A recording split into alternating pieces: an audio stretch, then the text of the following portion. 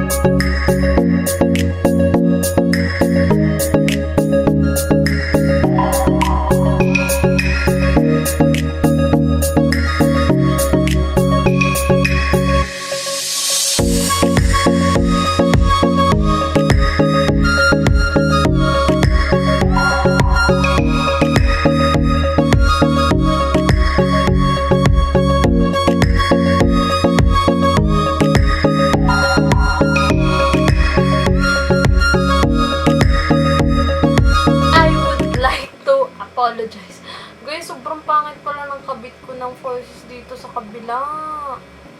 This is my first time putting on falsies sa camera. Kasi gusto ko namang i-try na makita kung paano ako maglagay ng falsies. Pero grabe, ang pangit, hindi panta. That's it for this video, guys. I hope you enjoyed watching this tutorial using blue eyeshadows, midnight blue. I love blue. My favorite color is blue, pang masabi ko na kanina. But thank you so much, guys, for watching this video. Don't forget to subscribe to my channel. Click the notification bell so you will get notified every time po mag-upload ako ng new video. So you can follow me on my social media platforms, my Instagram, and my Facebook. So yung Facebook ko is Facebook page, guys. So I hope you'll follow me there because I upload yung mga simple tutorials lang, yung mga mini tutorials, mga 60-second tutorials, and Bible verses and all other stuff. Thank you so much, guys, for watching, and see you on my next video. Bye!